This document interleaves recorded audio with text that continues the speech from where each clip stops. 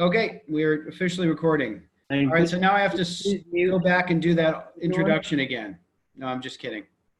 Here we go. Natan, it's so good to see you. Jack, Riva. No, I'm just kidding. Okay, we're going to dive in.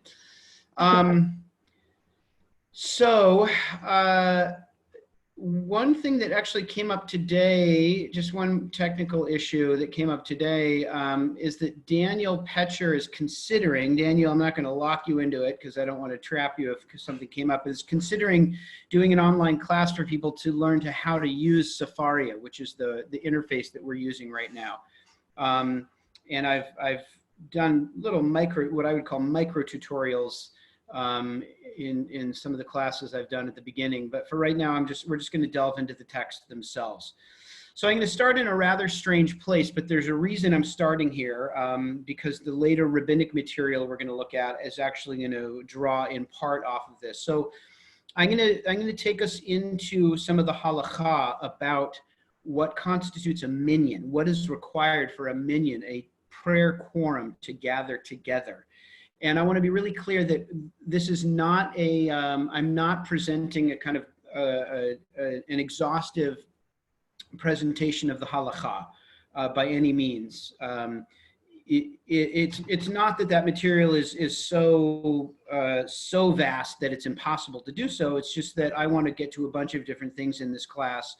And so I'm taking one of the major halachic concerns that pertains to this larger topic we're talking about, and I'm exploring it. If you're interested in what are the other halachic issues, you can reach out to me. I can guide you. I can guide you towards places where you can get a really kind of complete issue of how the halakha deals with the problem of people who are not all in one place, and what are the effects of that on prayer. So we're going to look at one little important slice of that question. Okay, so it says in we're going to start by looking at the Torah, and then we're going to go to what the Talmud does with this verse. So in Exodus, in Exodus 12, when Hashem is talking about the Pesach and introducing the requirements of Passover, which is certainly a very timely issue for us, God says, and what is there somebody who would Jack, just because you're next on my screen, will you read the English there of Exodus 12, chapter 43? I would, but I'm only seeing your face. Oh, you can't see can other people see the Safaria text? Yeah. Yes. Okay. Yes, Natan, we can. Natan, will you read that in the English for people? You're on mute. The Lord said to Moses and Aaron, "This is the law of the Passover offering. No foreigner shall eat of it, but any slave a man has bought may eat of it once he has been circumcised. No bound or hired laborer shall eat of it. It shall be eaten in one house. You shall not take any of the flesh outside the house, nor shall you break a bone of it. The whole community of Israel shall offer it." Okay, thank you. I love that I took the one guy who can fluently read and understand Hebrew, and I made him read the English. But in any event, there are a bunch of things that we could talk about in this passage that are interesting, but I'm just going to we're not going to explore the issues about whether a non-Israelite can eat of it or any of that. We're just going to zoom in on this one issue. So, lo totze min habayit min habasar chutza. It shall be eaten in one house. Excuse me, I didn't read the Hebrew of that. B'vayit echad ye'achel. It shall be eaten in one house. You shall not take any of the flesh outside the house.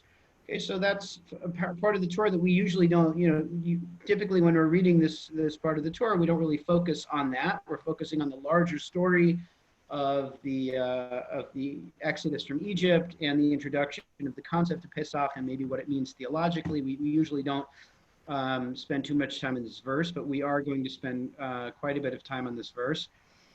So now, from the Torah, from that Exodus verse, then what you get is the Mishnah, which is the kind of the first several generations of rabbinic discourse. The rabbis of the Mishnah then explore what this means. This idea that you can't take the Pesach out of the house. It has to be eaten in a single domain, right? If you're going to be kosher for Passover, so to speak. The Pesach offering has to be consumed within a domain. So then the Mishnah explores that, and we're sort of leapfrogging the Mishnah and going right into the Gemara. And just a quick reminder for people, when we talk about the Mishnah, we're talking about generations of rabbinic discourse, roughly the boundaries of time that people usually talk about this as being from about 200 of the Common Era to, 200 of before the Common Era to 200 of the Common Era. So over a period of about 400 years, there's this rabbinic discourse which is totally oral in nature. It's not being written down. And then in about the year 200 CE, what we now call the Mishnah is written down, and that is the Mishnah that we still have. And then after that, the following generations of rabbis that then interrogate the rabbis who came before them and explore all of the implications of the Mishnah and its application, and on what basis is the Mishnah deriving X, Y, and Z. Those many generations of rabbinic discourse then becomes the Gemara, or also known as the Talmud. When the Talmud and the Mishnah are presented together, then we call that the Talmud or the Gemara. Okay, so now we're going to go right into the Gemara. Now I want to say, for those who have never encountered Gemara, this is it can be very, very confusing. So we'll try to go slowly enough that we can all make sure we understand what's going on here. So I'm going to guide us through this just because I want to be able to explain it as we go.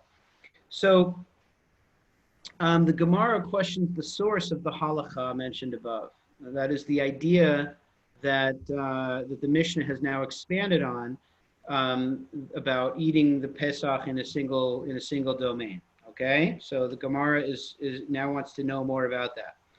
So it says, and with regard to one who carries out meat from the paschal lamb, that is the Pesach offering, from the location of its group to the location of another group, from where is it derived that he has violated a prohibition? Sound for some reason. The town switched off. So I want to if you can put yourself on mute, that would be helpful. Now for the careful reader, those who can read the Gemara, you'll see that I did a very idiomatic translation to make it much more readable. This is not a literal translation, but it gets to the thrust of it. So the Gemara wants to know, okay, so we have been told that you can't carry the Pesach from the location where one group is, okay? Because that's what the Mishnah expanded on the Torah that we read and said that if there's one group here eating the Pesach, you can't take the Pesach offering out to another group. That's not permitted, okay? It's got to all be eaten by the group that began to eat the Pesach offering. So, but how do we also know that, from where is it derived that that person who does that has violated a prohibition?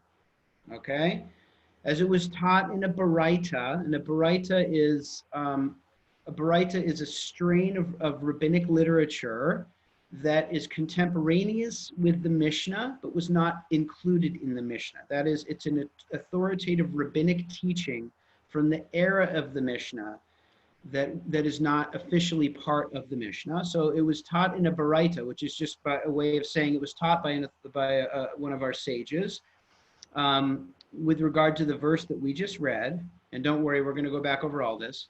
It shall be eaten in one house. You shall not take any of the flesh from the house to the outside. From this, one learns the rule concerning moving it from house to house. But how do I know that moving it from one group to another group within one house is not permitted? The verse states, you shall not take it, that is the Pesach, to the outside. This refers to bringing it in any place outside where it may be eaten. So raise your hand if you're a little bit confused by that. Okay, good. Natan, do you want to ask your question?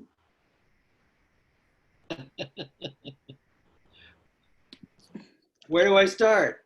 Okay. I guess I'm mostly confused with this differentiation between bringing it from the inside to the outside, and all of a sudden we're talking about different groups. Where do we get that from? Right. Okay. So the idea of the different groups. Whoopsie. Sorry, I thought I said, and maybe I didn't say that part of the Mishnaic. So we start with this. We start with the idea from Exodus. Okay, that it has to be eaten in a house. And I thought I had said, and maybe I didn't say, or maybe I didn't make clear, that in the Mishnah, that is then expanded to discrete groups. The Mishnah says, what are we really talking about here? We're talking about discrete groups that are being together. Now, why is this relevant to our discussion? Why does this matter whether it's a house or groups? Because where we're going to go with this is that physical divisions between groups constitute a problem for the law. So that the Gemara ends up saying, and don't worry, I'll go back over this because I know some of you have no familiarity with rabbinic texts, are definitely confused here. Because the Gemara then takes this idea and says it's not only if you take it outside of the house, it's that even within a house, if there are discrete groups gathering, then you're not, the one Pesach cannot sort of serve the halachic Passover obligations of the different groups. At least that's what I think is going on in this text. Okay. Now, Rabbi? Yes. So what if it is prepared in one place and taken out? I mean, can you have Passover potluck?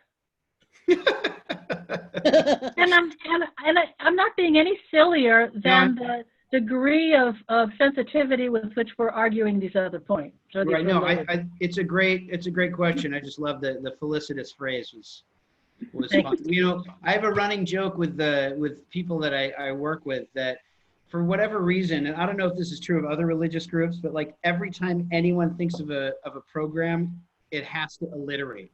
You know, so it's like when you say Passover potluck, immediately I'm like, oh my, now we have to do that. She thought of an alliterated phrase. Now we have to implement it.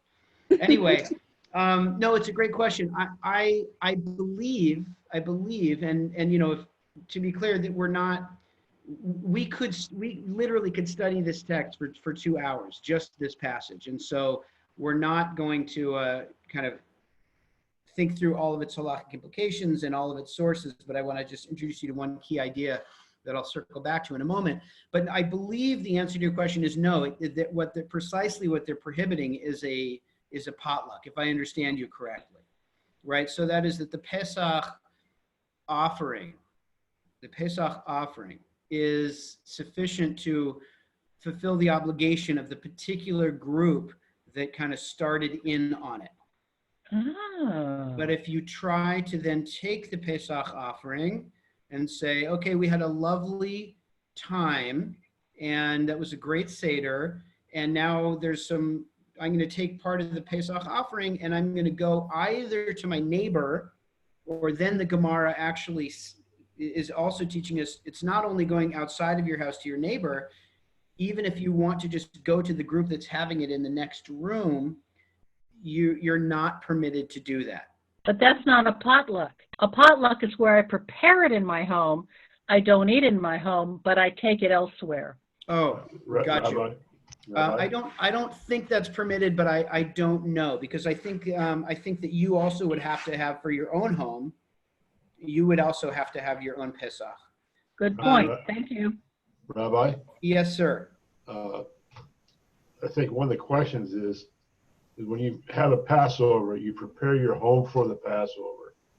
And when you bring a potluck in, you're not sure that the person that's bringing the potluck prepared their home on a halakhic Passover. Right. Bring in, so you have to have, when it says one house, it means that it's not just the food, it's the whole house being prepared for Passover. Oh, that's an interesting question, Phil. That's a great question. And that's certainly something that's relevant for us and is also relevant for questions of community, as we know. However, potluck's fine with me. Right. You know, as we, that is an issue that comes up in Jewish community, differing levels of kashrut observance. But here, they're not even exploring that. Here, they're simply asking the question about whether the Pesach can be fulfilled by people who are in different spaces. Okay, so now I'm going to bring this around to the other. I'm going to try to bring this around so that we'll see why this is relevant, because some of you are thinking, why are we even talking about this at all? I understand, but just to begin to plant the seed, you can see already that if we're talking about people who are divided, physically divided, and whether the particulars of Passover can satisfy people across those boundaries, then you can of course see how this is relevant. So we're not here talking about kind of the emotional dynamics or the social bonds of community, right? But so we're just starting right now with the question of whether somebody can fulfill their obligation for the Pesach sacrifice or offering in the ways that the Gemara is imagining. The one little footnote is when the Gemara talks about people who are in separate rooms within a house, I don't know, and I'm sure it is knowable, but I don't know whether this was a sort of theoretical exercise where the rabbis of the Gemara are just sort of trying to conceptualize, is it about a discrete boundary of a house, or is it simply any boundary between rooms?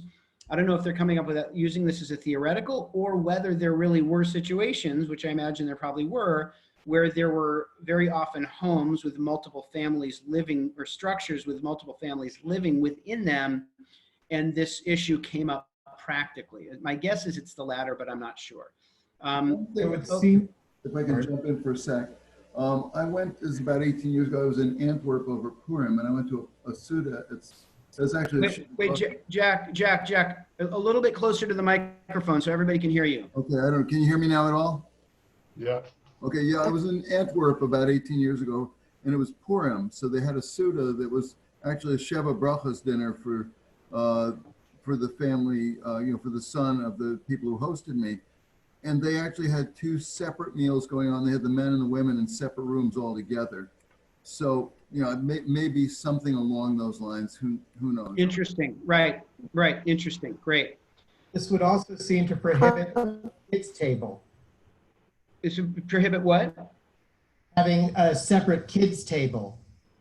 Oh, well, right. But in some circumstances, yes. In some circumstances, no. So what would be the circumstance in which it's clearly, well, I shouldn't say clearly. What are the cases in which it might not work? Too young. They're too young. Well, right. So one issue, that's why I sort of put a pause on my own thinking. It might be moot because you say, well, they're kids and therefore it's a different situation. They're not obligated in the midst of themselves and they're part of their family, and therefore maybe this doesn't apply to them. But let's just imagine for a moment, just to set that issue aside, because that's its own issue about how old you have to be to participate. Daniel, I think that it would only, what you're saying would apply if the kids' table was in a separate room, right? And I bet, Daniel, you just revealed some aspect of your own personal narrative where you have experience of the kids' table being in a separate room. And the reason that caught me off guard is because when our kids' table was in the same room when I was growing up. But I hear, I guess, and I do want to emphasize this, and then we'll go to the next text. The issue is really the physical separation of people not being together, right? That's why this becomes an important issue. And will extend from Passover out to prayer, as you'll see. I have a question about, let's see, our original verse from Shemot. Yeah. Phone is ringing. So I'm surprised, I must have read this before, but I'm having trouble wrapping my mind around the idea that there are people who are not qualified to eat the Pesach, that, Right. if they're a foreigner or a servant who hasn't been circumcised, because it is just clashing in my head with the all who are hungry come eat. Right. I hear you. So for two things. First of all, your microphone was really going in and out there, but I think I got the thrust of it. Yeah, I'm all I'm going to say there is absolutely. I think it's important to raise those issues. They're not unimportant. We're not going to explore them in this lesson. I'm just in the interest of time and wanting to be able to go deep on some of these questions. I'm fighting the very deep yearning I have to explore that excellent question. It is important, and because it goes to the question of community. I mean, ultimately, one could say it is pertinent to this discussion because are those people part of the community or not? But here, I really wanted to look at for this part of the conversation, what are the kind of halachic underpinnings of how the rabbis think about what constitutes a kind of halachic community in certain circumstances.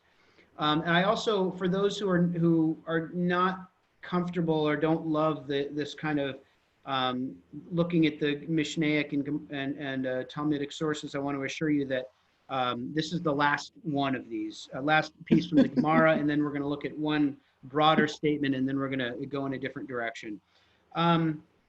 Okay, so later, now I've skipped over a bunch of material, but we're in the same section of the Gemara that is in Pesachim. Just I think one daf down or maybe half a page down. And the discussion is now shifting to how we determine the boundaries of a location and what is inside and what is outside. That sounds ridiculous unless you've studied the Talmud before, in which case that every question becomes interesting if you explore it in enough detail. And I had a funny moment yesterday. I was trying to arrange a Zoom call with somebody, and the person said, I'm free after 3 o'clock. And I said, I'm really sorry to do this to you, but I've been studying Gemara for the last several months. I have to ask you, does that include 3 o'clock or does that not include 3 o'clock? So sometimes these questions are, seem to be kind of perversely theoretical, but they become really important. So now, having said that you can't bring the Pesach outside or inside a certain domain, now the Gemara wants to know, like, what exactly does that mean? Although we're actually reading it for a different reason, as you'll see. Will somebody read the Mishnah?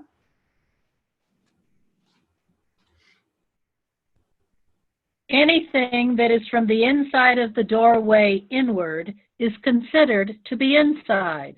From the doorway outward is considered outside. And the windows in the wall and the thickness of the wall are considered as though they are inside. Okay, so I don't want to spend too much time on here because it's actually not, it's not so relevant to our discussion, but just suffice it to say that they want to be really, really clear. Are there any gray areas? Like if somebody's standing next to the door, right, because they couldn't get any closer or whatever it might be, or they were sitting down near the door because they wanted to listen for such and such, who knows, are they inside or outside? The rabbis are trying to clarify those boundaries. But actually, for our purposes, what I wanted to get to is what the Gemara raises here in the next line. So Donna, will you keep reading where it says Gemara? Rav Yehuda said that Rav said, and the halacha is similar with regard to prayer. This disagrees with Rabbi Yehoshua ben Levi, as Rabbi Yehoshua ben Levi said, even a barrier of iron does not separate between the Jewish people and their Father in heaven. Okay, so I want to spend a moment on this, and let me just set this up. So Rav Yehuda, and this can be very confusing because there's so many rabbinic names, and they're always teaching in the name of somebody else. So not always, but very often. So here Rav Yehuda is teaching what Rav said. And Rav said the halacha is similar with regard to prayer. And this is in some ways kind of fundamentally important to what we are dealing with right now, with some contemporary issues that I'm going to highlight, some of which you already know. And that is what he's saying is this concern that we have with the Pesach having to be eaten by people who are in one domain physically together. The same way we think about Pesach, says Rav, we have to think about prayer. Okay? So therefore, in the same way that in order to fulfill Pesach, you have to be physically together in the same space, so too, in order to fulfill the obligations of praying in a minyan, or praying all together, maybe Rav's saying, you have to be together with other people in a single physical enclosed area, okay? Let me pause there and just see if there are questions on that before we move on. And raise your hand if you got a question. Okay. I can't see everybody, so you can just shout out if you got a question. Okay. So that's, oh, I thought I heard somebody. So that's that's really, I wanted to draw out that moment to get us to why. Bill has a question. Oh, sorry, go ahead. Well, my question was the Mishnah you said was written between the 200 years pro and after the Common Era. So were they talking about tents or were they talking about buildings? Oh, good question. We're talking about buildings, you know, certainly not the buildings we have now, but they had independent standing structures. Whether, I bet there's an interesting halakhic question whether it applies to a tent or something, but I'm going to just shut my brain off from going down there because I don't know the answer to that. But good question. Yeah, no, they had structures. They looked very different than ours. They weren't as sound as ours, but they had houses.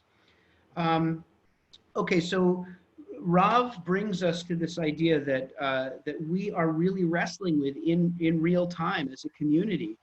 And as you know, I sent out an email to the congregation and that was saying it doesn't look like we can actually say the Kaddish together if we can't gather, because the halacha was that, and to be clear, it wasn't just based on this one sentence we just read, but it's a bunch of factors. But what we just read is very, very fundamentally important to this.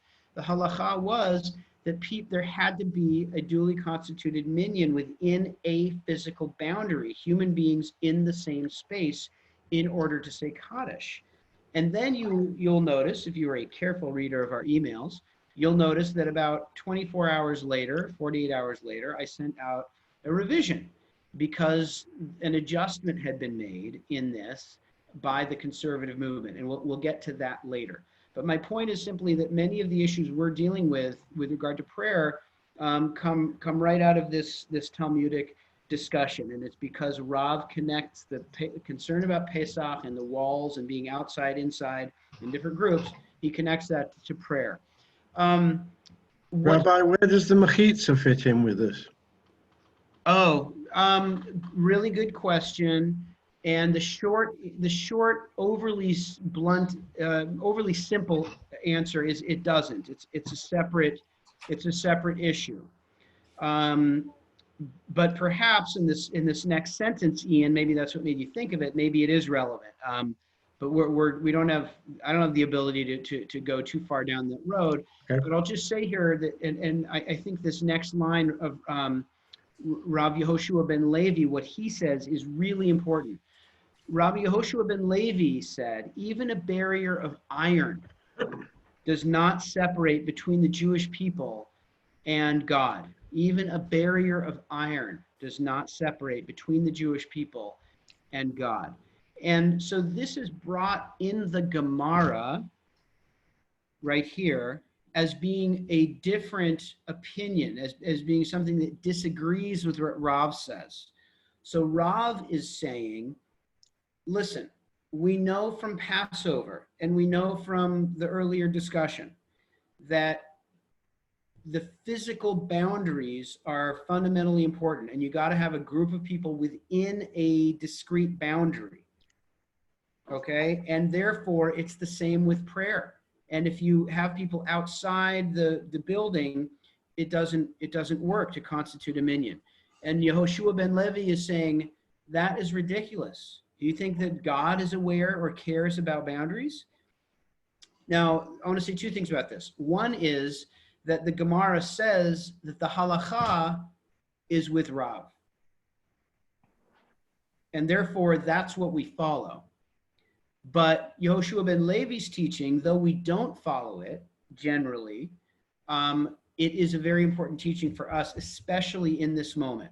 What I mean by that is, in general, the halacha has acknowledged that the physical unity or the physical proximity of people within a discrete space is fundamentally important to understanding what prayer is. And as I said, at this moment of COVID-19, some of that has been set aside, as I'll get to later.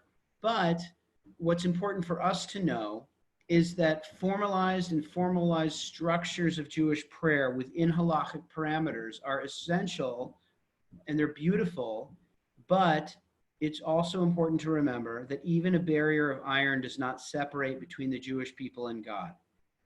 That our prayers inside of our homes, when we can't get to a minyan or we can't even get to a Zoom minyan, our prayers are still prayers, that God still hears prayer. And that is something that is fundamentally true about our experience of the divine. And that Zoom or any physical structure or wherever you are, that you need to carry that teaching of Rabbi Yehoshua ben Levi with you. Okay? So let me pause there. Comments, questions? Yes. All right, who's that? You can see me, so I'm saying something too. Is that okay? Absolutely. Thank you. This all seems to imply that there is something created greater than the sum of its parts, if you will.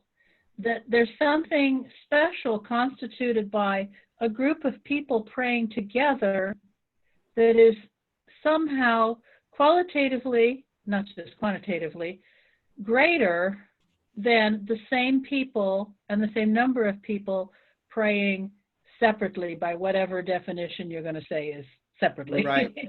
Right, exactly. And so let me pause here for a minute, because I do want to explore that. And we're actually now going to, I was going to do a little bit of a halachic summary that I might cut short, because I want to get to some more kind of theological or philosophical issues to help us think through what we mean when we say community. But let me pause for a minute and ask you, either you, Donna, or anyone who has a sense of why this is, why is it that there seems to be something different, something qualitatively different about being together in a single space with other people? Or maybe I put the answer before the question. Maybe you haven't experienced it like that. So let me pause and just speak either as an individual who's dealing with this experience or through a Jewish lens. Is there anybody who would weigh in on whether over the last couple of weeks you felt that there is something fundamentally different, or whether you actually do feel connected to your community?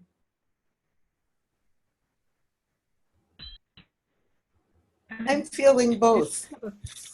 Sorry, go Cheryl and then Donna. Yeah, I'm feeling both. There's definitely something qualitatively different about doing this over Zoom.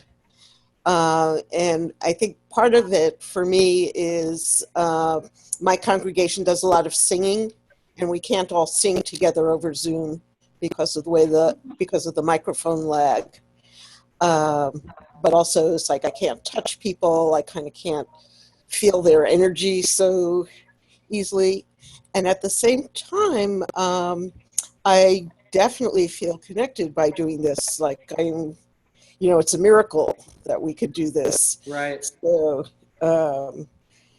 there's a tension between those things. Right. Yeah, that's right. There is something but it feels like it's not the full deal. And Melissa Cohen, your chat just disappeared, but Melissa just type. There's a kind of energy and an aliveness, I think, that comes from being together. Donna, did you want to say something? I had a very unique experience. I'll try to make this really quick out of respect for everybody, but I think it's pertinent. I had a unique experience the other day. The steering committee of Chevra Kavod Hamet.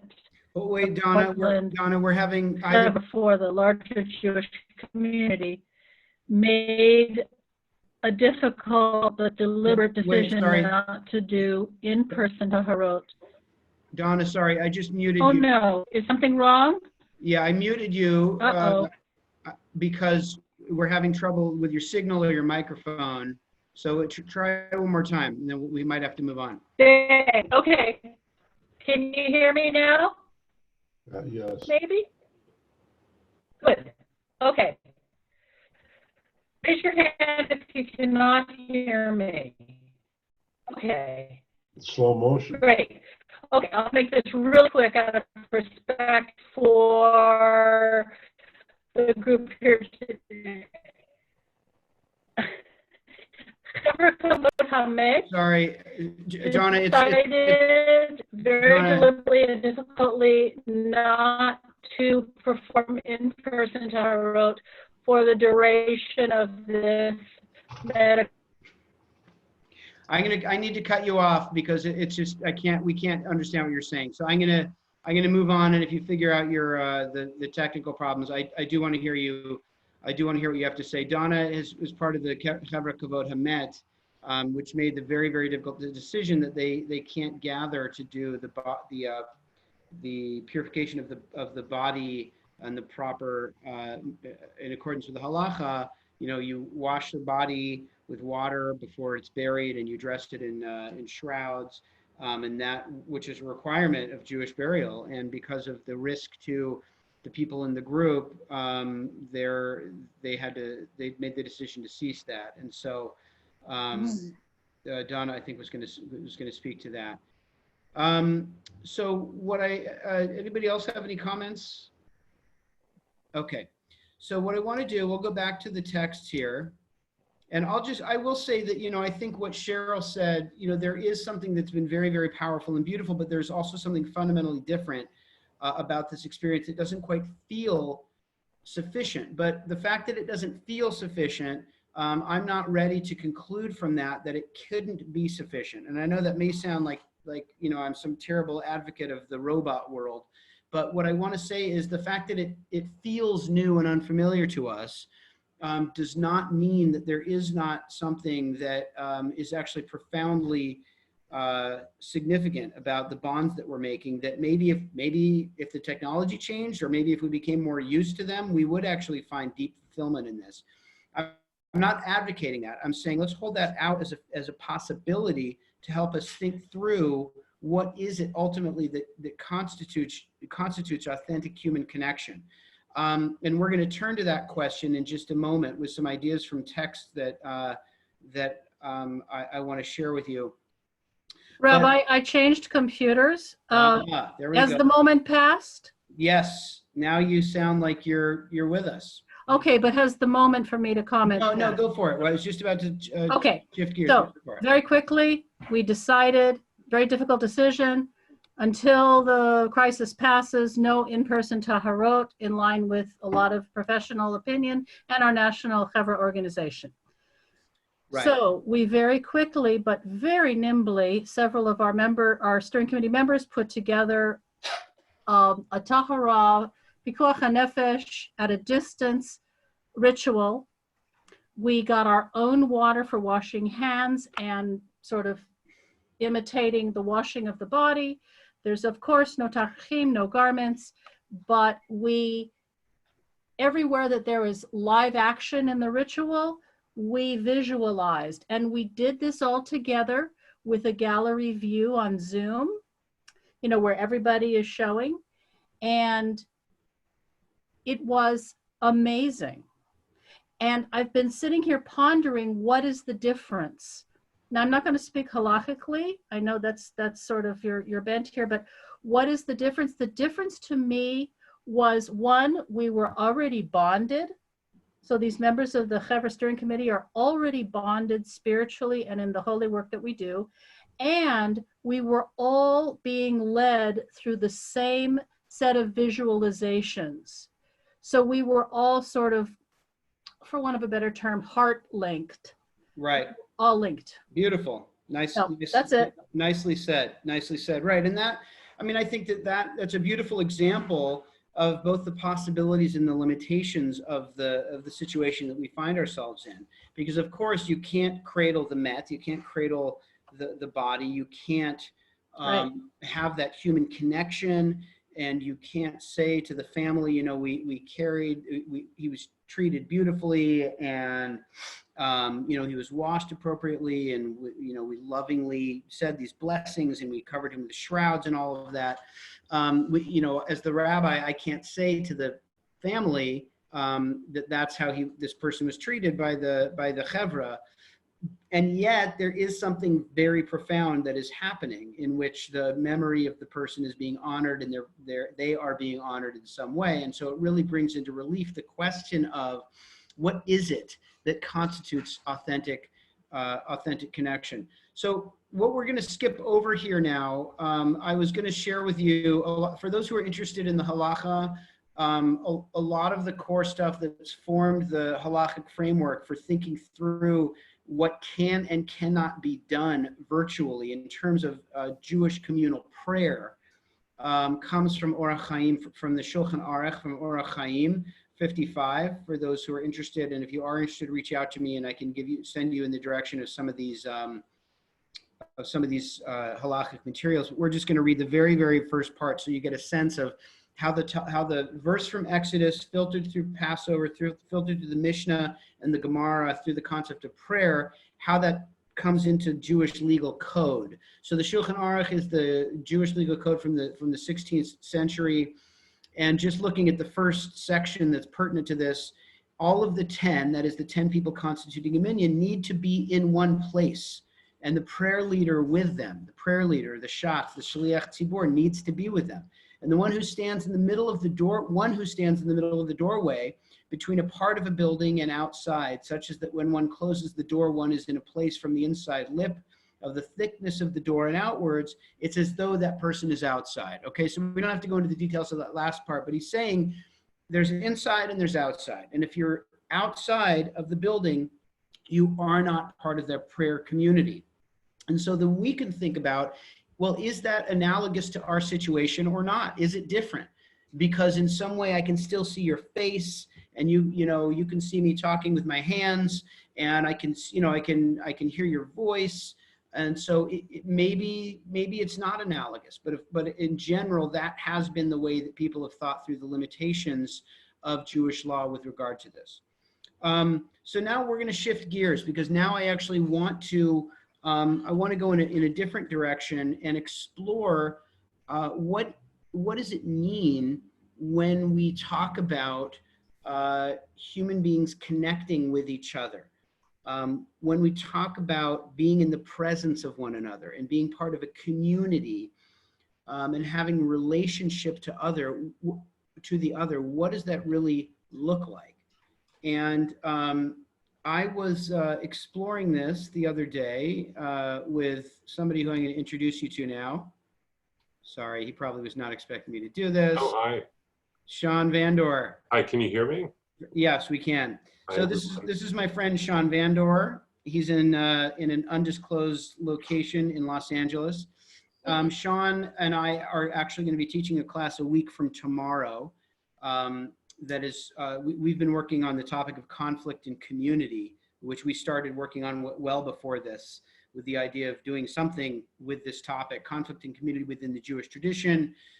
Sean has a great interest in kind of modern sources in the Jewish world and elsewhere that deal with this question. And I have, as you know, an interest in traditional Jewish sources, and we're going to be talking about how Judaism navigates conflict and community in this moment of crisis and community in our own country. So that's Sean Vandor. Anyway, Sean and I were talking the other day and exploring. Was that today? Was that this morning, Sean? No, it was yesterday. No, it was yesterday. Who knows? Time is just a big mystery right now. So I wanted to delve into, well, when we start talking about human relationship, in the Jewish tradition, it's kind of clear where you start. You start where the human relationship starts. And so in the creation story, I'm not going to review the whole creation story, but at the moment when Adam and Eve reproduce, so now I'm looking at Bereshit 4:1, Genesis 4:1. Adam yada et Chava ishto. Now the man knew his wife, and she conceived a son, and she conceived and bore Cain, saying, Kaniti ish et Hashem. So I established, what do they say here? I have gained, I have acquired, or I've gained a male child with the help of the Lord. A lot to be said about that magnificent, incredible verse and the unbelievable story that comes from it. But really, what I want to focus on here is just this verb that you see that I've highlighted, Yud Daled Ayin, which means to know. And as we all know from somewhat antiquated English, and also many of you do know from Hebrew, that yada, to know in this context means to have sex with, right? To have intercourse, as is very obvious from the context here. But even in English, the idiom, he knew Eve, comes from the biblical structure, the biblical language. Even in English, we have that antiquated phrase. So there is commentary. On the one hand, you could say, oh yeah, it's a euphemism. It just, he knew her. And when you're intimate with a person, of course you have knowledge of more of them. So to put it gently, more parts of their body, if we're being really concrete. And so that's why it uses the verb. But there are two commentaries that really go to a deeper level with this that I wanted to share with you that can raise some questions about for us about what is virtual community and what are its limits. And really the question I want to ask you is to challenge your intuition, whatever intuition you may have, whether it is, yes, virtual community is community. We're looking at each other, we're talking to each other, we're communicating, that is community, or whether your intuition is the opposite direction. No, this is not real, it's not sufficient. No matter what, I want to lead you through these sources to challenge these perspectives. In this case, these sources are going to confirm, or they're going to resonate with those of you who feel like being in virtual space is not the real thing. At least I think they will. So the Malbim, early 19th century commentator, magnificent commentator. I'm going to read this one because it's a little tricky to get. So he says, Ad ata koreuhu ha'adam behe ha'yediya ki hu shem hamin. So through this verse, meaning every time we've mentioned Adam, through this one verse, it says he is actually called Ha-Adam, the Adam. So we think of Adam as a name, right? It's a proper name because, actually Adam is my middle name. But in the Torah, he is called Ha-Adam, the Adam. So properly speaking, it doesn't make sense to call him Adam as a name. Adam here means man. It means the person who's made from the earth, right? That's how Adamah, from the earth, is what his name is. So, but what the Malbim wants us to notice is that in Genesis 4:1, one sec, you see where my little virtual finger is pointing? It's Ha-Adam. Now that letter Hey is the definite article. We call the definite article in English. Okay, the word Adam is just Aleph, Daled, Mem. But everywhere up until this point, and including this point, it has the definite article, the letter Hey. Okay, so through this verse, he's called the Adam with the definite article because this is the name of the species as a whole. And so according to him, you would call it the man. As like in a general sense, it's talking about like the progenitor of the human species. Before he had children, he was just the general species of man. Not exactly clear how to make that real, but he's sort of saying the Torah is introducing him as just sort of this concept of humanity or humanity in potential, but he doesn't have a distinct identity until he has children. From the time he had children, the name Adam became his personal name. So from here on out, it doesn't refer to Ha-Adam, the Torah doesn't. The Torah just refers to Adam, which is something I had never noticed before. And that's why the Malbim is the Malbim and I'm just Josh Rose. So it's very, very beautiful. He notices that the definite article disappears after this verse in which it describes they're having a child. And from this point on, he's referred to without the definite article, and he is called Adam. Now the Malbim then goes on into a different direction, and he kind of makes a more theological point that we're not going to get into, at least in this conversation. But what struck me about what the Malbim says here, and I want to be careful because the Malbim doesn't fully explain what he means, we only have a hint of what he might mean. But either way, what comes up for me about this, the dropping of the definite article, and therefore the beginning of the formation of a unique individual who we could recognize ourselves in, is that happens through the process of intimate connection with another person, that is with Chava, and more than that, with the generation of another human being. So that somehow in his relationship to Chava, in his full-blown relationship to Chava, in which he is as together as one can be, and of course in the story, the physical proximity and the physical contact is essential to what is happening in the story. It is through that somehow that he gains his humanity, right? According to the Malbim's reading, or what the Malbim is suggesting, before this moment, he is not fully human. He's an archetype of a human. But until he has close contact and real intimacy, he doesn't really fully gain an identity. And it's only then that he stops being a symbol of humanity and becomes a human. Now, I want to be clear that there are all kinds of ways of establishing intimacy. And I'm certainly not saying that somebody who has not had sex is not a fully formed human being.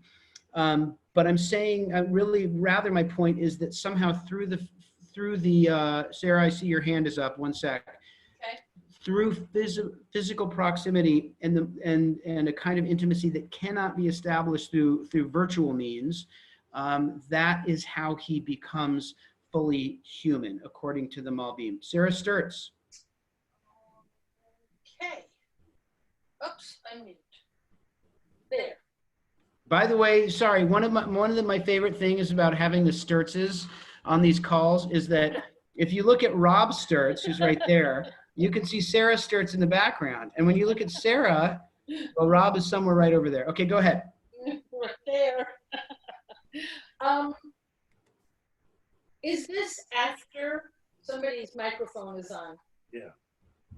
Turn your microphone off, somebody. Get me. Okay, Rabbi, can you hear me? Yep. Is this after he named all the animals? Yes. This is after God gave him dominion. Right. Okay. Animals can communicate with one another. Animals had intimacy. Where is the difference with Adam? Oh, great Wasn't the question. dominion, because my impression, it was the children that gave him humanity, not the intimacy, the children that gave him humanity. And yet animals had offspring. I'd like to comment on that. Well, listen, I mean, that's a great question. I'm actually not qualified to give you a very rich answer that might emerge from this, because I actually think that something is very off topic, so I'm not going to address. Somebody who has thought about and who has studied animal rights and animal consciousness and animals' ability to experience pain and emotion, would have a lot to say about your very excellent question. I have not thought sufficiently about some of those issues. But I don't have an answer for your excellent question, but in one of the other texts I want to show you, it in some ways brushes up against this. So maybe we'll come back to your question in one sec. Okay, hold on. Okay, so Sarah, you'll see some aspect of your question into this next comment. So this next comment comes from the Hamek Devar, also known as the Netziv. And I just want to make a little I mean, at the risk of I know, just like toiling in the fields of rabbinic obscurity and rabbinic nerddom, I just want to put in a really good plug for the Netziv, because I didn't really start to study the Netziv, also known as the Hamek Devar, until this last year. And he was just he was a contemporary of the Malbim, who we read above, and just such a profound thinker, but also had such a subtle ability to pick apart texts of the Torah and to find very deep secrets hidden within the text, and then to kind of attach those onto larger philosophical questions. He was really quite a genius. So he's known as the Netziv or the Hamek Devar. So he wants to explore the word, what it means to know also, but in a different way. So somebody want to read the Hamek Devar, this English here, where it says the use of the word know? Somebody who we've not heard from yet, want to have a chance? We can hear your voice. Okay, can you hear me? Sure, go for it. The use of the word know refers to his recognition of her. Speak a little louder, if you would. Okay. The use, Robert, you gotta turn your microphone off or something. The use of the word know refers to his recognition of her. He knew that this was the person with whom he was being intimate, because it was she who was his wife and no other. And specifically, the phrasing, he knew Chava, his wife, means that because she was his wife, and not just because she was a woman of the human species, as an ox would have intercourse with a cow, because it's the same species. Rather, he knew that this woman specifically was uniquely special to him alone. So one word about the translation. I realize that I must have mistranslated. The word that I translated is an ox cannot have intercourse. Isn't that accurate? I just learned it. Right. Okay. So it shouldn't be ox. But in any event, so what he's saying here is that the word know is not just a euphemism, but it's saying something very, very profound. And it's not even primarily referring to the sexual act, but it is referring to kind of the emotional valence that maybe either comes from the sexual act or precedes it. The emotional power, I should say.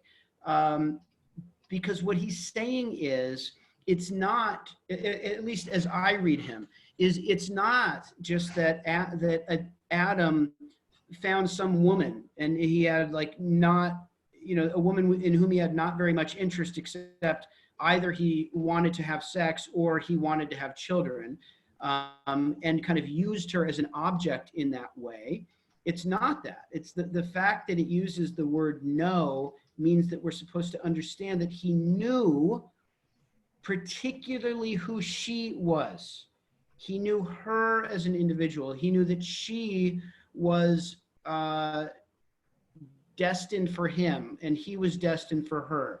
And I'm being not very careful with my language. I wasn't trying to start. He's not saying something quite romantic, but he's saying that that she was a person with whom he had a singular relationship and a very unique relationship. And because of her being who she was and his being who he was, therefore they would connect together.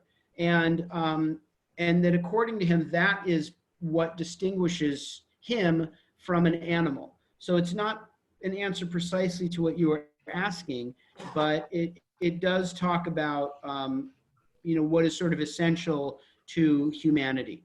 So I don't want to say that these two sources from the 19th century that are talking about the Genesis use of the verb yada, to know, I don't want to say that somehow they give us a conclusive that they are conclusive in asserting that physical proximity and intimacy and being close enough to touch and smell and embrace the other person, that is somehow essential to human relationship and human community. I don't want to say it's conclusive, but clearly the thrust of the text, unsurprisingly, kind of meshes with the intuition that most of us have, that that there is something about being close to another person that allows you to physically close, that allows you to become close in other ways. And I wanted to share those two texts that kind of explore that. And I'm going to pause here to get your thoughts about that, and then I'm going to close with some general thoughts that actually cut in a different direction altogether. But I want to just ask you, is there a way to is there something that comes up for you as we read this text? Gary? I just want to say Allison Fowler is typing in the chat. Oh, sorry, Allison, go for it. What do you got? I don't see your chat appearing. Can you hear me? Now I can hear you. Sorry, it was just kind of a general question about wouldn't he know her, number one, because she's the only woman on the earth, so he couldn't know others? And number two, doesn't he know her better than anyone else because she was made from his body? Great, that's beautiful. As to the second question, you know, to give you a full answer, I'd have to know all of the like midrashic material on this, because there's some really strange midrashim that come up around this. But clearly the short answer, the simple answer to what you're saying is absolutely yes. She's the only other human. But I think that he's talking about a particular way of knowing, or maybe he's the Netziv is maybe talking about how Adam relates to her in his mind, right? That he's not seeing her as a means to an end. And again, I want to be careful here that the Malbim probably was not imagining that his text would be used in this way. So I want to be careful not to be abusing his text. But it may be that the Malbim is talking instead about how Adam is thinking about her and thinking about her as an individual with whom he's in relationship, and not just as a tool, a means to an end. Rabbi? She's the only person he knows that we know of in his whole life. He knows her, he knows God, and he knows animals, right? Correct. But I think he's delving into what does it really mean to know someone. I think he's saying you can know someone in a general sense, but then you can know them in the sense that the Torah is using here, which is that he's decided to relate to her on a deeper level. That's how I'm reading him. Okay. Rabbi? By the way, hold on. Allison Fowler gets credit for the most noir-ish Zoom screen. Yeah. It's very sort of moody and with the moonrise behind you. Yes, Phil. The sunset. Okay, so my statement is, I don't think animals have the same intimacy that human beings do. They have relations so they can further their species. Right. As human beings, we not only have relations for our species, but we have feelings for our partners. Because lions will do any female lion, whereas right. opposed to a husband and wife are together, and the intimacy is different, I believe. Right. Yeah, I mean, right. That certainly accords with our intuition and with how people usually think about that. And I don't know much about this, but I will just say, Phil, what you just said resonates with me, and it makes sense to me. I just know there's been an enormous amount of research done and writing and thinking done about this topic, not necessarily about how animals reproduce and that, but in terms of the emotional experience of animals, which we used to think was non-existent mostly, although Judaism has some very powerful things to say about that. So this is a rich topic, but it's not one I can speak to authoritatively. Any other thought? Maybe one or two comments, and then I want to I have a close in a comment. different direction. I have a comment, Rabbi. Yes. It's Leah. Leah. Back to Adam becoming more than just a species after he had children. How does that speak to those of us who've never had a child? Right. I think that's it's a very powerful, profound question, and that's why and maybe it's possible that it was not sufficiently careful in addressing this, and I'm glad you said that. So first of all, I don't know what he would say about that, okay? Because we should, Jewish sources, ancient Jewish sources, I think, don't sufficiently explore this question in the way that we would want them to, or in the way I would want them to. And they often assume that that having children, and they assume that having children biologically, as opposed to adopting, is fundamental to like a fully lived religious life. And I think that there's been a lot of writing and thinking about that topic within the Jewish world in the modern era, but we would love to have the rabbis around to ask them precisely that question and to challenge them and to disagree with them, because we know, we have, I think as moderns have such a different perspective. Not only do we have far fewer children than they did, but also we have a different understanding of what it means to live a life of purpose and fullness and righteousness. And for many people, that's not part of it. And in addition to that, though, Leah, I think another part of my answer would be that I think we can ask the question, okay, great. So he's talking about actually reproduction and having sex. But can we take from that something that does not apply only to people who are having children?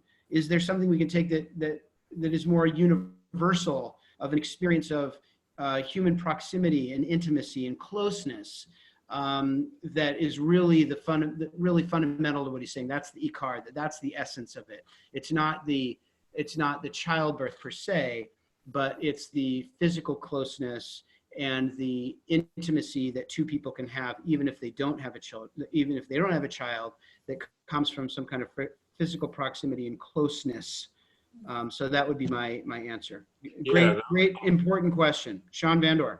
Yeah, I was just going to add to what you said about, it's making me think about just monogamy, or something that looks like monogamy as how we think about it, where two people, where yes, actually the sex and reproduction, maybe that's there and maybe it isn't, and maybe that's not the main thing. It's about this one specific person basically cohabitating with this other specific person every day or routinely over an indefinite long period of time, and you come to form these bonds and expectations and sort of kind of an unspoken relationship between you, as opposed to, say, pre-human, where you have like, Neanderthal, herd-like humans, but that aren't quite human, and maybe this is the act that made the creature human as we understand human. So maybe Eve wasn't the only gendered human-like creature in the world, but she became the first human through the knowing, the intimate, through the intimacy relationship with this guy. Right. So you're putting the emphasis on the relational aspect of it, which I think is really important. So Leah, that would be another part of the answer. By the way, Sean Vandor, this would be a really good place to plug your particular area of knowledge, which I'll do so it doesn't embarrass you. This gentleman wrote the book, maybe not the book, but wrote a book. Is it okay to say that you're seeking a publisher for a book? Sure, seeking to publish this book. You want to just give us 30 seconds on the topic? My artificial insemination. Just give us a 30 seconds blurb on the ethics of reproduction. Wow. Okay. So I was not expecting this. It's late.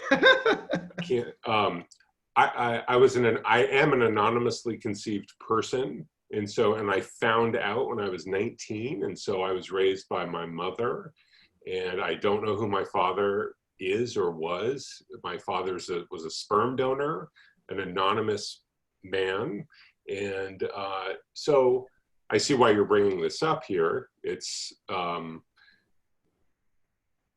I exist because, you know, the gametes of a man were sort of medically, you know, injected into my mother, and I was created, but there was no intimate personal relationship at all between my mother and my biological father. And so this is the thing that we do now and have been doing for a while. It's not actually a very new thing, but it is an unusual thing, and it's a strange thing still, I think, in a lot of ways, for exactly this reason, is that you're keeping procreation, but you're decoupling procreation from human relationship.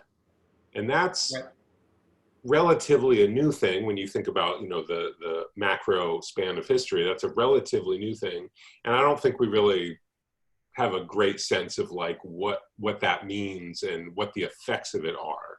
I mean, I think there's, you know, there's Talmudic stuff about this from, you know, 2,000 years ago, and there's text and literature about this, but I think it's still something that it's really very little understood for exactly this reason. Right. Thank you for sharing that. And Sean wrote a book about the ethics and philosophical and religious implications of some of the questions related to this as well. So yes. Sean, thank you for that. I'm sorry to put you on the spot. Okay, so what I want to say, let me say a couple things, because I want to draw this to a close here. Actually, the truth is I don't want to draw it to a close, but I've been told that 4-hour classes are not desirable. So we're gonna bring it to a close. Well, I want to. So first of all, I do want to. I'm going to continue this topic, and I'll be in touch with folks about when the next session of this will be. But I see at least 2 more sessions in this where we can really explore and try to go deep on some of the implications of this, and maybe get a little more specific about some of the technological, what we're experiencing technologically, and what other philosophical and maybe halakhic questions come up for us. But I want to say that all of us are actually used to thinking about this as a very common part of Jewish life. And in a couple of different ways. And so now I want to offer some thoughts that will actually cut against what the Malbim and the Netziv were discussing, and also what the halachic material was discussing, which is to say that physical proximity is somehow core to establishing human community and deep relationships. And that is the following. One thought is that Jews are used to thinking about community across time and across space. So when we talk about Knesset Yisrael, when we talk about the community of Israel, and when we use the well-known phrase Am Yisrael Chai, the people of Israel live, there's actually something incredibly profound in that. Very often we understand the phrase Am Yisrael Chai with a sort of like triumphalist spirit, like, you know, we will never be defeated. You know, it clearly has that resonance and valence for people, but I actually think there's something much more profound than it, which is to say that Jews are part of a body that exists through time and space, and that body is eternal. And so I and you and all of us come into this world, and we do our part within Knesset Yisrael, and we contribute to the body of the Jewish people. We're very shaped by the energy of the people Israel that existed before us, and we contribute to it as it goes forward. And then one day, we as individuals will be gone, and Am Yisrael will be there.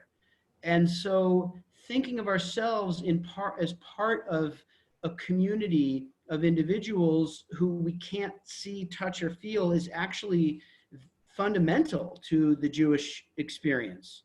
Not just the Jewish experience, to Jewish thinking, and also to Jewish emotion, right? And that's not only, it's not just that we are part of Am Yisrael if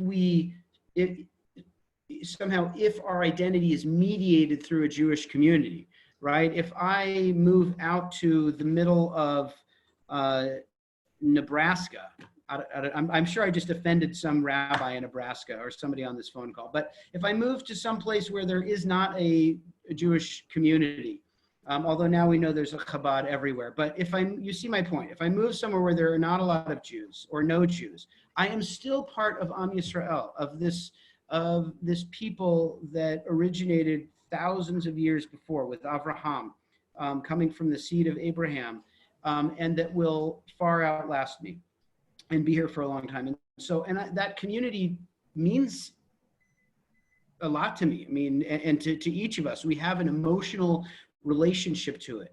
Its existence shapes the words that we use within our families. It shapes the words that we use to speak to God. It informs the kind of foods we have, and on and on and on and on and on. So it's not merely a theoretical. We concretize this idea in so many different ways. But also across space, right? We all feel a connection to Jews across the world.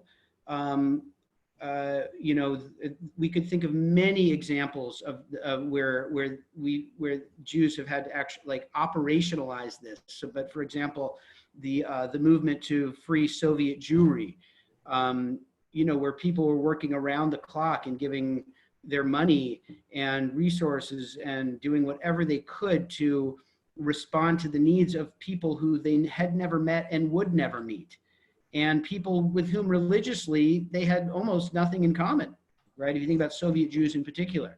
So you have Orthodox Jews in New York or in California putting at the center of their political agenda and pouring so much energy into this idea that they wanted to free these Jews who were totally secular and had no interest in Torah.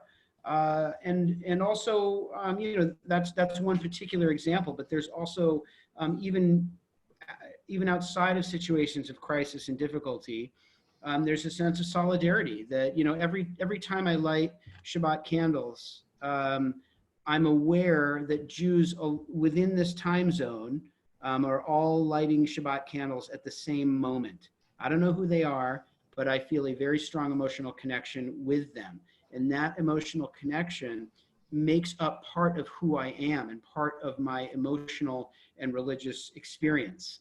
And so I'm obviously not saying that the existence of Am Yisrael through time and space and our solidarity with Jews around the globe somehow obviate the need for actual, physically realized Jewish community. Obviously, I'm not saying that, but I am saying that we shouldn't forget how close at hand is this idea that community exists across walls and through virtual space and through no space at all.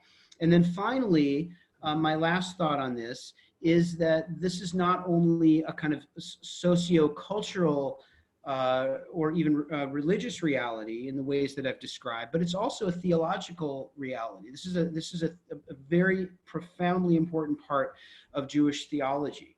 And the way that I'm most accustomed to speaking about it is through the vocabulary of Kabbalah, but even in classical Judaism, the notion that Jews that you have never seen or Jews you have never met and who are not even anywhere near you and could be across the globe, that they have an obligation to you and you have an obligation to them, and together you have an obligation to God and to humanity to live a life that is filled with goodness and mitzvah.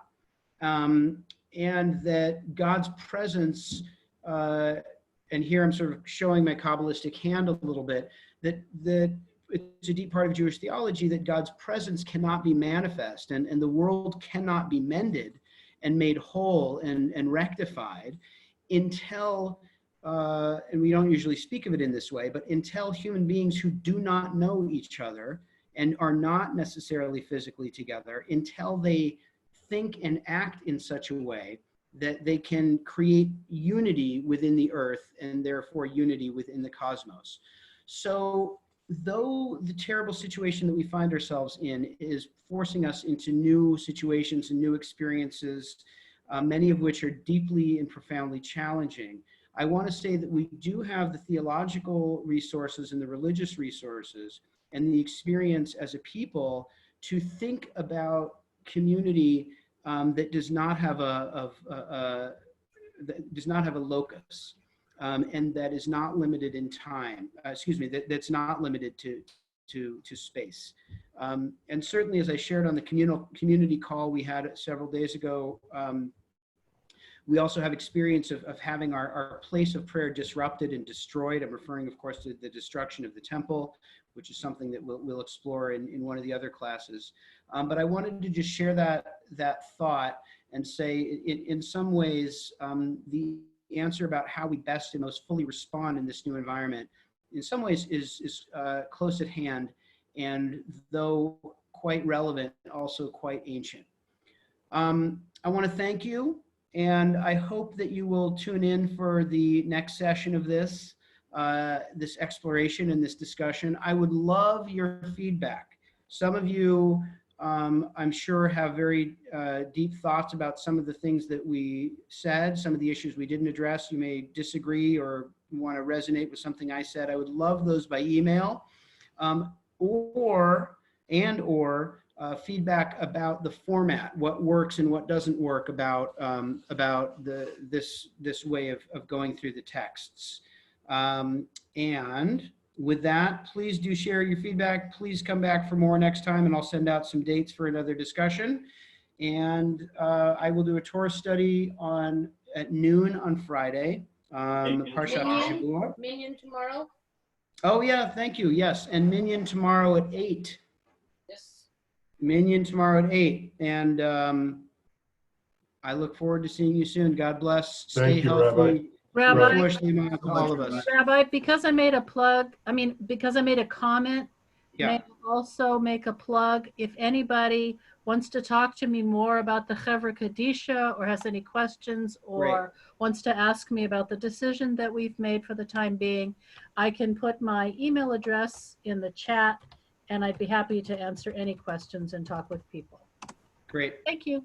Thank you very much. And also, tomorrow goes Kaddish. Tomorrow. Right, tomorrow morning. Thank you. All right, all be well. Thanks, Rabbi. Thanks, everybody. Bye, Rabbi.